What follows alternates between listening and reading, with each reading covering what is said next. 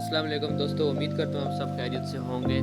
दोस्तों, किसी इलाके में शहर से थोड़ा हट कर कहीं खेतों के दरमियान एक बहुत ही प्यारा फार्म हाउस था। उस फार्म हाउस के मालिक के पास बहुत सारे घोड़े थे। वैसे तो सारे घोड़े ही बहुत खूबसूरत थे, लेकिन उनमें से दो घोड़े नहायत ही खूबसूरत थे। वो उन दो घोड़ों को बहुत पसंद करता था।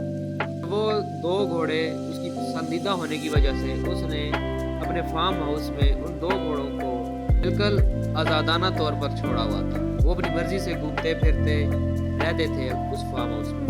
फार्म हाउस का मालिक उनसे बड़ा प्यार करता था, हर तरह से इनका ख्याल रखता था। दूर से देखने में वो घोड़े बिल्कुल एक जैसे ही लगते थे, लेकिन करीब जाने पर पता चलता था कि उनमें से एक घोड़ा अंधा है। लेकिन वो घोड़ा अंधा होने के बावजूद भी उस फार्म हाउस के मालिक ने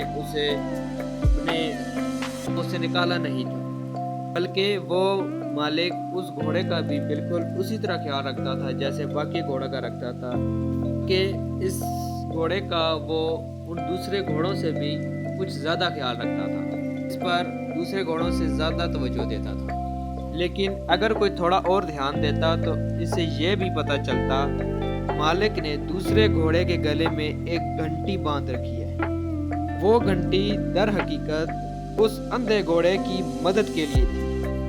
जब घंटी वाला घोड़ा चलता तो इस घंटी की आवाज़ को सुनते हुए अंधा घोड़ा भी इसके पीछे पीछे चलता रहता, इसके पीछे पीछे अपने बाड़े में घूमता रहता। लेकिन इससे भी बड़ी बात यह थी कि वो घंटी वाला घोड़ा भी अपने उस अंधे साथी घोड़े की परेशानी को समझता था।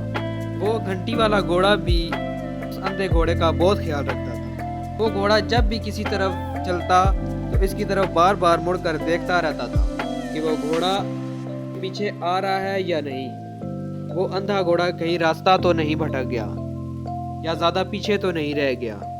चारा खाने के लिए भी जब वो घोड़े जाते तो जो घंटी वाला घोड़ा था वो इस बात को यकीनी बनाता कि इस अंधे साथी घोड़े को चारे का पता चल गया है और वो चारा खा रहा है। दोपहर को जब आराम करने के लिए घंटी वाला घोड़ा अपनी आरामगाह की तरफ चलता तो पहले अपने अंधे साथी घोड़े को इसके आरामगाह पर पहुंचाता और फिर खुद आराम के लिए अपनी जगह पर जाता। तो दोस्तों, बिल्कुल इसी तरह उन घोड़ों के मालिक की तरह हमारा खुदा भी हमें इसलिए नहीं छोड़ देता कि हमारे अंदर कोई कमी है या हम कमज़ोर हैं, इतने काबिल नहीं हैं।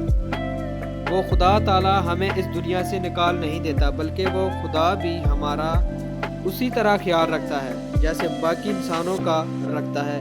बल्कि जब हमें कोई मुश्किल आ जाए तो उस परेशानी या कोई परेशानी आ जाए, उस परेशानी को हल करने के लिए खुदा ताला ने हमारी मदद करने के लिए उसका भी इंतज़ाम करके रखा होता है। बिल्कुल उसी तरह जैसे घंटी वाले घोड़े को उस अंधे घोड़े की मदद के लिए उसके मालिक ने रखा होता है, किसी न किसी को हमारी मदद के लिए भेज देता है।